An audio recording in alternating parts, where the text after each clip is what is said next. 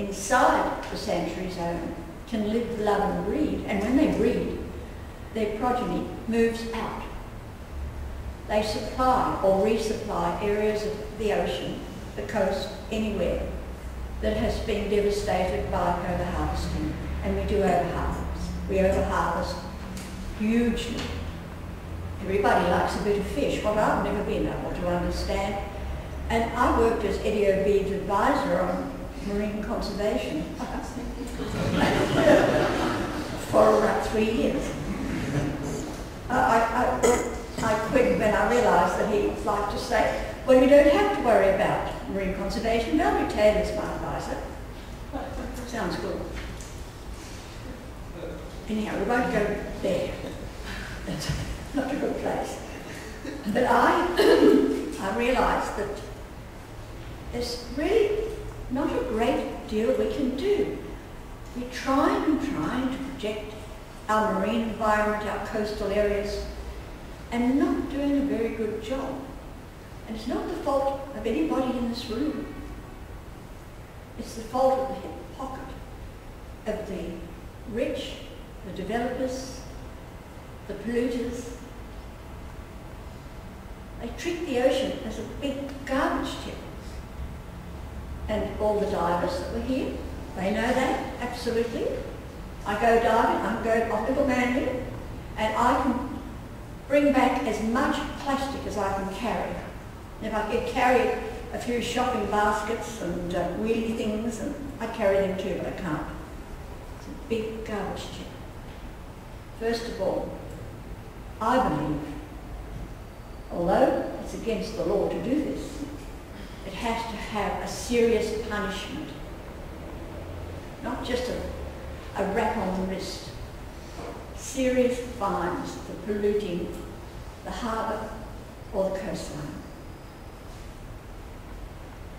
I've watched fish with hooks in them, trailing. I've tried to catch them, sometimes I have once or twice, mostly never.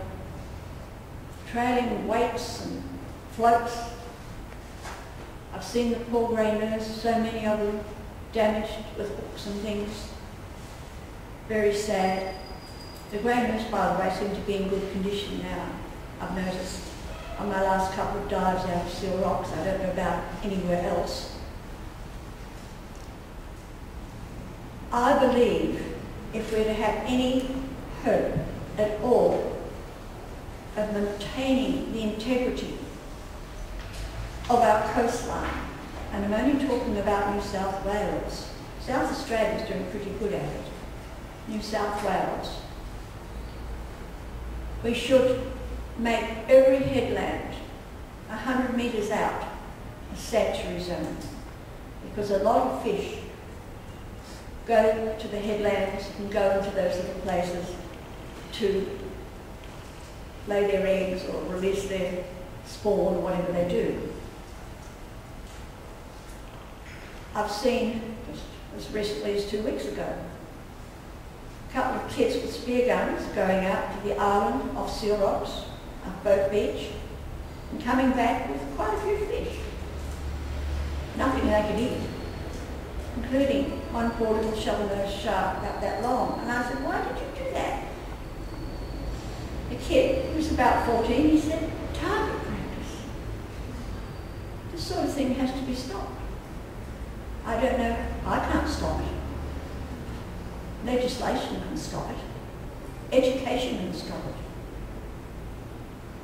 I believe that if you kill a marine animal for any reason whatsoever, you eat it. That'll slow a few people down. I almost took my, just about done. Now, I'm going to ask you if you want to ask any questions. Great. I don't have to get my portable brain working to answer any of this. Oh, yes? Yes, Valerie, Gary Sherf, National Parks Association. You're a patron of our marine issues. Thank you very much. Now, you're a very strong advocate of marine parks, yet in the present political climate, there are many people who would say, you know, we need to be a bit pragmatic and look too much. And the reason that's often given is, a government reason that the government approach that often leads to this sort of idea is that, we need to follow correct science, and there's this myth going around that our present researchers are not doing good science, and there's all that doubt being sown. Do you think we should be more pragmatic in the present political climate about future marine parks, or do you think we really should, up the ante? Well, if you want to preserve and protect what's left of the life in our marine environment, we better up the ante and better do it smartly.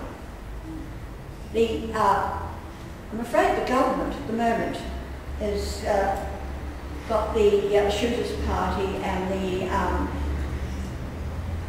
the Species Association pushing them.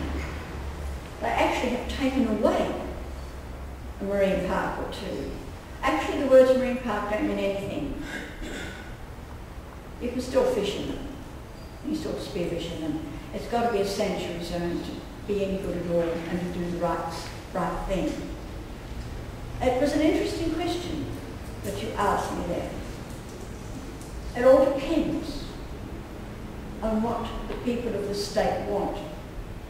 And frankly, most of the people of the state, most of the people in Australia, really don't know what has happened. A child going into the ocean today will say, wow, terrific, look at all that kelp and those little kelpy fish. Oh, isn't that lovely? And a few mados over there. Great.